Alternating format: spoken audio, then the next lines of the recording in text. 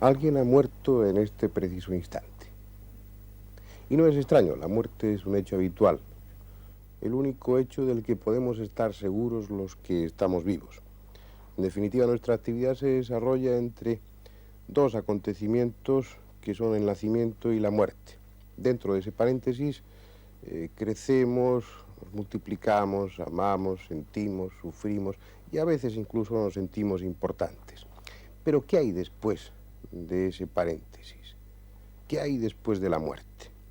Esta es una pregunta que ha estado en el pensamiento del hombre desde siempre. Una pregunta para la que se han dado múltiples respuestas.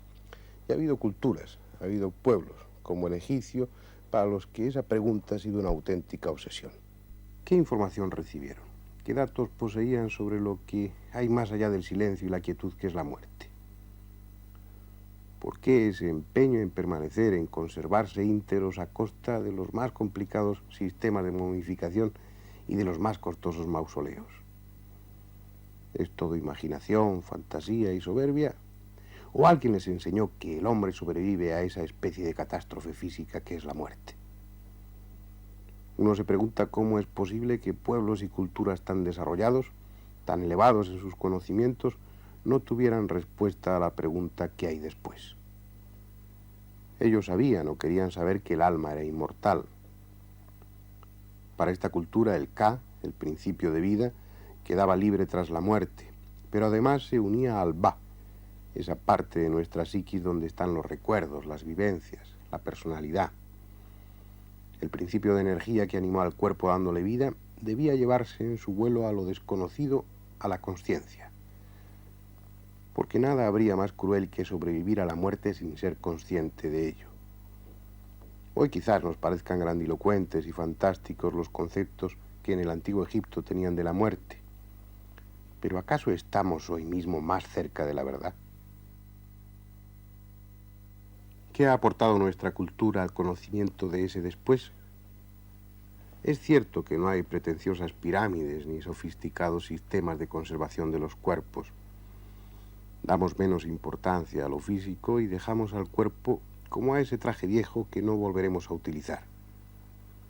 Hemos cambiado de dioses y hemos transformado a la muerte en algo más funcional. Pero en estos 5000 años que nos separan de las pirámides, hemos aportado algo nuevo al concepto del más allá. Los espiritistas que estén viendo el programa probablemente sonrían con suficiencia. Para ellos es una cuestión resuelta. Y si hemos de ser objetivos, y en este programa procuramos serlo siempre, la verdad es que es forzoso admitir que no hay ninguna razón objetiva para decir que los espiritistas no tengan razón. Hoy algunos se empeñan en explicar los fenómenos espiritistas a la luz de la parapsicología. Pero justo es reconocer que la parapsicología poco ha hecho aparte de poner nombre a unos fenómenos que siguen siendo inexplicables. Es posible que los espiritistas tengan razón y que no solo la vida continúa después, sino que desde este lado se pueda incluso establecer contacto con los que ya han pasado la frontera. También es posible que los que creen en la reencarnación estén en el camino de la verdad.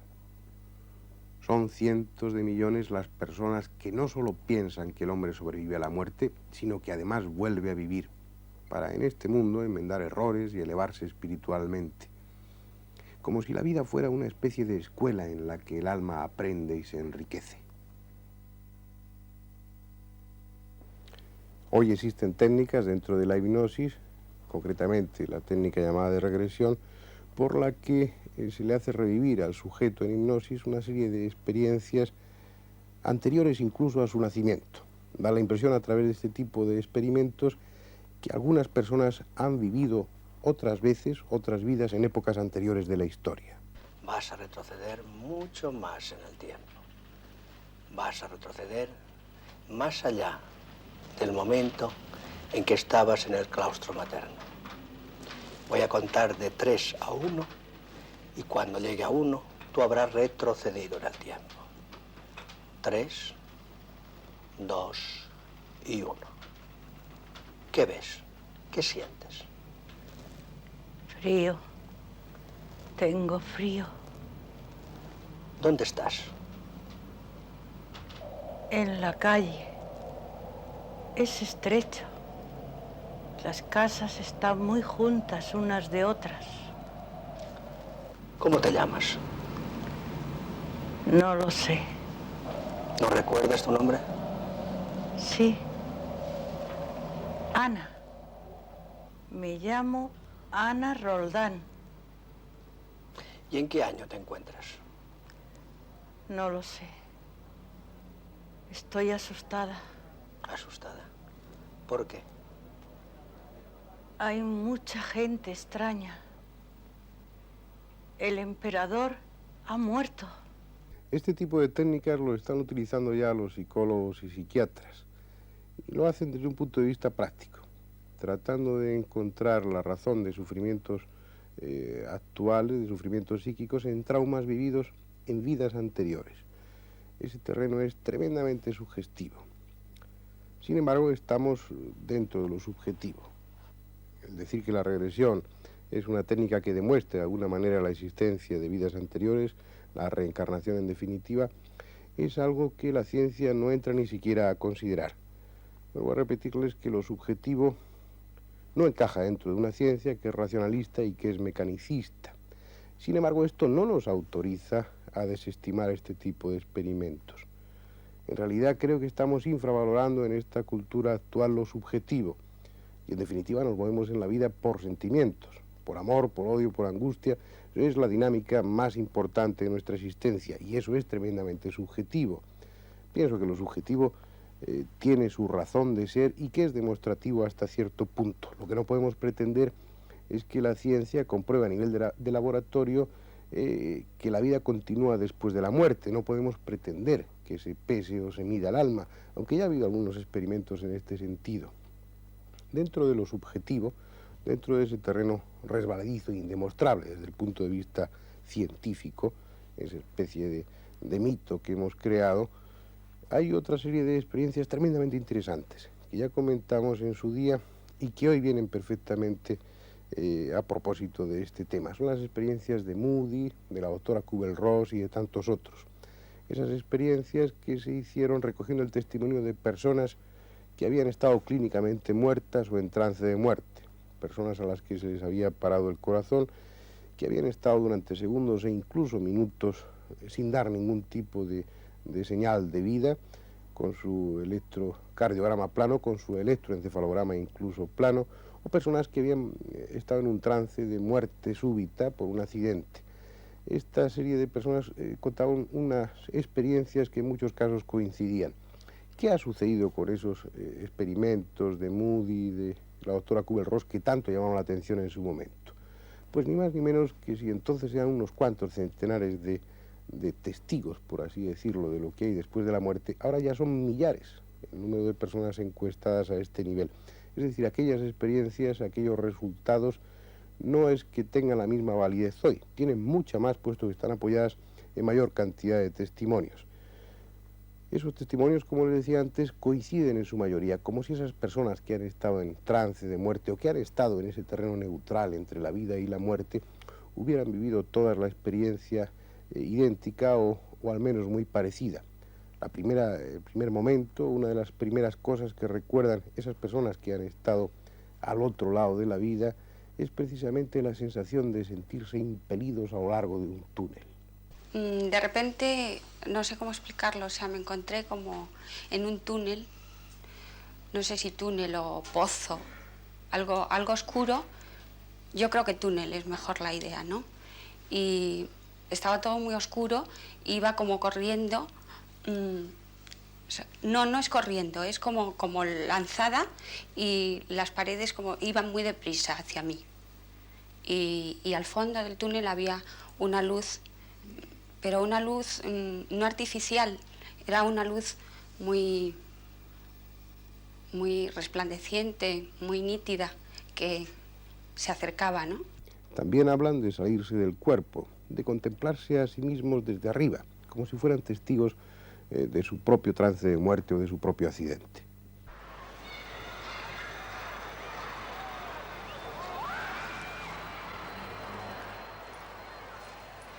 Eso te pasó durante una acogida que tuviste, sí, ¿no?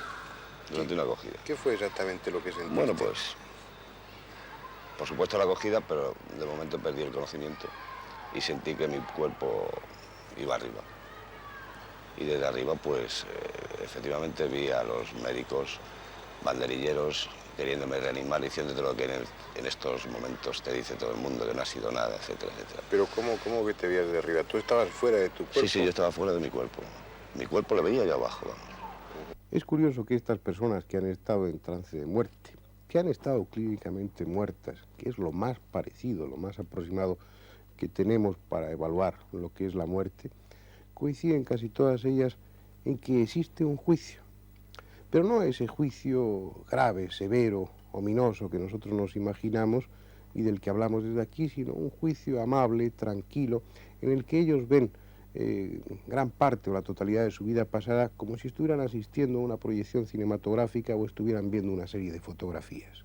Quedamos entonces que tenías una peritonitis y que te llevaron al hospital de urgencia porque estabas muy malita. ¿Y qué fue lo que pasó entonces? Bueno, pues entonces me pusieron anestesia, ¿no?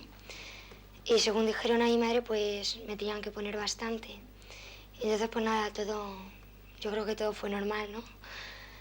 Y entonces, pues luego ya no empecé a notar como una sensación extraña. Y entonces, pues fue como si me volviese a despertar, ¿no? Y entonces, pues vi como una especie de nube.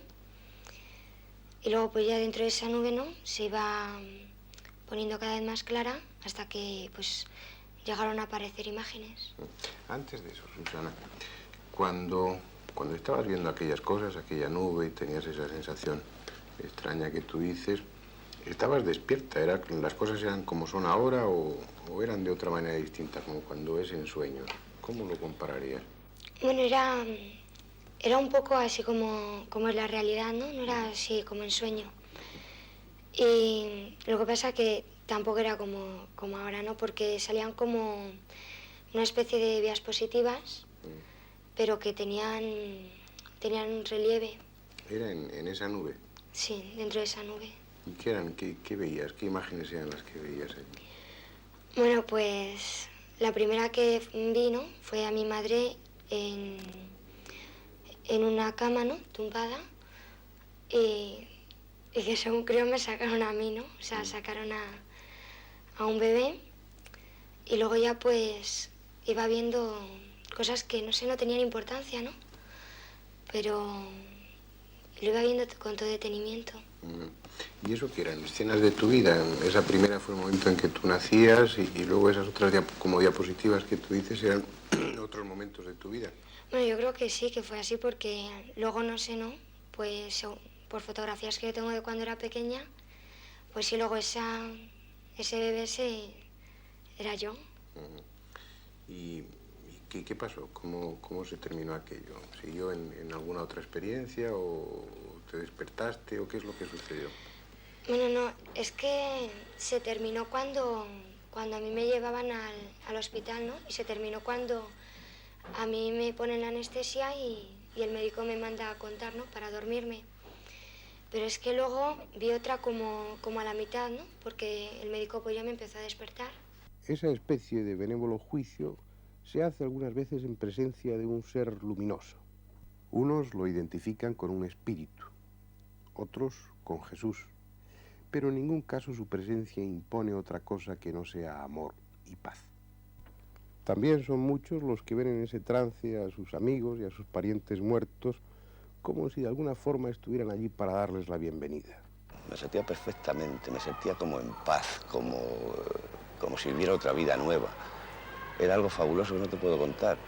Además, en esos momentos se me reaparecían cosas, amigos míos queridos, incluso familiares míos queridos.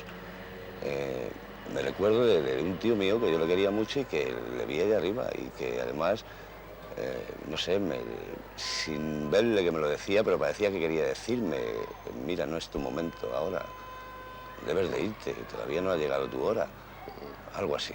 ¿Y tu impresión, ya que estuviste tan cerca de la muerte, es de que ese trance es algo angustioso o todo lo contrario? No, todo lo contrario. Todo lo contrario, incluso a mis familiares y mis amigos queridos yo lo veía con una cara de felicidad, lo veía que se sentían muy en paz, lo veía que estaban felices. La cuestión está en si aceptar estos testimonios como válidos. Es cierto que estas personas no han estado muertas, pero en algún sitio han estado. La prueba es que ellos comparten una serie de experiencias y que es muy difícil. Los racionalistas están pasando auténticos apuros para tratar de explicar esa coincidencia en cuanto a las cosas que han visto. Da la impresión de que todas estas personas que han estado en trance de muerte o que han estado clínicamente muertas han vivido las mismas cosas. Han estado en ese mismo terreno que vamos a llamar neutral entre la vida y la muerte. Lo que es seguro es que han estado mucho más cerca de la muerte que los que no hemos sufrido ese tipo de experiencias. En cualquier caso, esta línea de investigación ofrece unos caminos fascinantes, con unas posibilidades increíbles. No ya dentro de la psicología o de la psiquiatría, sino dentro de esa angustia del hombre, dentro de esa problemática tremenda que el hombre tiene planteada desde siempre. ¿Qué es lo que hay después? Probablemente a través de estas experiencias y de estas investigaciones estemos más cerca que nunca de llegar a saber qué hay después de la muerte. Estábamos hablando sobre la experiencia que yo viví hace ya casi 6 años en un accidente de coche que tuve cerca de Buenos Aires. Iba yo por la carretera cuando sucedió este accidente y sufrí un tremendo golpe en la cabeza. Inmediatamente, al ir perdiendo el conocimiento, vi que me estaba prácticamente elevando, después de, podríamos decir, haberme desprendido de mi cuerpo físico en el aire. Incluso era testigo, veía cómo la gente se acercaba, cómo la gente corría, o sea, era testigo de todo, pero un testigo pasivo, no podía formar parte de ellos, quería expresarme y no podía. E inmediatamente me seguía elevando cada vez más y la distancia la iba viendo de la misma manera que una cámara de televisión está tomando un plano sobre que se va elevando en un zoom que retrocede. Inmediatamente después aparecieron ante mí personas que habían ya fallecido, incluso muchas de ellas, como por ejemplo un detalle que era la portera de casa donde yo había nacido, y que había muerto cuando yo tenía año y pico, y que no me acordaba los rasgos físicos de esta mujer, por tanto no tenía fotos en casa ni nada. Inmediatamente la vi allí, la reconocí, a ella y a muchos que sí los reconocía, evidentemente, amigos y familiares muertos. ¿Cuál era la impresión que te dio al verlos? ¿Qué aspecto tenían ellos? ¿Cuál era la sensación que emanaba? Bueno, puedo decirte que todo esto que en este momento te estoy contando con mucha tranquilidad, mucha paz, aunque me cuesta mucho recordar aquello, en aquel momento yo era testigo de un montón de cosas que me sucedían y que no tomaba conciencia. No sé si estaba impresionado, no sé si estaba asustado, no sé si estaba extrañado, era como si hubiera aterrizado en otro planeta. O sea, yo estaba totalmente anonadado viendo todo aquello que no podía llegar a entender, pero que sucedían inmediatamente. Esa gente, tú me preguntas el aspecto que tenía, te digo, un aspecto muy de paz, muy de tranquilidad. Al contrario, se acercaban a mí, los veía yo pasar. Yo iba flotando en el aire, flotando en la atmósfera, y ellos iban acercando a mí, pasaban, pero no una cosa así mucha de tranquilidad y de paz. Hay muchas personas que han tenido una experiencia como la tuya, que hablan de que en un espacio muy breve de tiempo hacen como una revisión de su vida. ¿A ti te pasó algo de ese tipo? Sí, exactamente. A mí en ese momento, también a posteriori de esto que me ha sucedido, empezaron a aparecer ante mí muchas escenas que inclusive conscientemente yo también había olvidado, pero se ve que inconscientemente quedaron un poco archivadas, ¿no? Allí. Y sí, cosas que me han sucedido en mi vida desde que nací y que de una manera o de otra han dejado alguna huella. ¿Cómo eran esas imágenes? ¿Tú lo veías como era volver a ver una película. ¿Pero era como ver una película o era como asistir a la escena? ¿Cuál era No, era yo partícipe de una película que estaba sucediendo ante mí. No, yo no volví a rever cada uno de esos hechos se presentaban en una pantalla ante mí. ¿Te veías a ti mismo de pequeño? Sí, exacto, me veía a mí mismo como partícipe de esa película que yo estaba viendo, ¿no? Era un actor el que estaba en aquel momento y yo viéndolo. ¿Tampoco recuerdas, Ricardo, qué sensación tenías al contemplar esas escenas? Si eso tenía algún sentido, ¿era por alguna razón o no? Evidentemente sí, porque eran escenas que, como te dije antes, de una manera o de otra marcaron pautas en mi personalidad. ¿Qué pasó después? Bueno, inmediatamente después yo seguía elevándome y al llegar a un estrato superior, el superior de estos tres que he vivido, comencé a ver un túnel. Inmediatamente, siempre flotando, fui penetrando en él y llegando a una velocidad vertiginosa, comencé a ver al rato una endija de una puerta, llamémosle, aparentemente abierta, a través de la cual filtraba una luz muy potente y muy diáfana. A medida que me iba acercando a esa endija, me daba cuenta que eso no era tal, sino que era una, llamémosle una puerta abierta, para hacerlo más fácil y más entendible. Inmediatamente esa luz muy pura y muy diáfana me iba envolviendo. E insisto y hago hincapié en esto, que por primera vez en mi vida pude estar aturdido por el ruido del silencio. O sea, era un ruido de paz, de silencio absoluto, de tranquilidad, era una cosa diferente que nunca había oído y quizás no puedo yo expresarla. Pienso que hay cosas que hay que vivirlas y son difíciles de expresarlas. ¿Cómo terminó la experiencia? Bueno, inmediatamente ante esto, esa gente que estaba a mi alrededor me trajo, llamémosle nuevamente, y todo eso volvió, o sea, volví yo, mejor dicho, mediante masajes, mediante cosas, entonces ya empecé a tomar contacto nuevamente en el sitio donde estaba. ¿Cuál era el denominador común de todo eso, Ricardo? La sensación que predominaba. ¿O cómo lo recuerdas tú aquello? ¿Como algo traumático, algo angustioso? ¿Como algo que como dicen tantas otras personas que han pasado por esta experiencia, significaba paz? ¿Cómo te sentiste? ¿O simplemente te sentías aturdido, como decías antes? En un primer momento me sentía aturdido, como se puede sentir cualquiera, como te dije, que entra a un mundo totalmente nuevo y diferente, frente a una tremenda incógnita que uno no toma conciencia. Fíjate que todo lo que te estoy narrando recurría a unos ritmos tan vertiginosos que no terminaba una cosa que empezaba la otra, o sea, no me daba tiempo prácticamente ni a tomar conciencia del cuadro anterior que había visto cuando ya se me presentaba uno nuevo. Te puedo decir que no lo vivo como un trauma, si bien es cierto que tampoco como una alegría, porque todo aquello me ha confundido en su momento.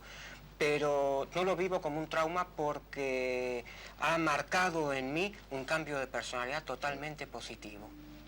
O sea, no sé, soy otra persona desde aquel momento, con una personalidad mucho mejor, mucho más segura, mucho más positiva. O sea que en ningún momento lo puedo vivir como trauma, sino al contrario. ¿Esto significa, Ricardo, que hayas perdido el miedo a la muerte, que te angustie menos la idea de la muerte? Exactamente, sí. Desde aquel momento, nunca tuve temor ante la muerte, pero desde aquel momento te puedo asegurar que en absoluto.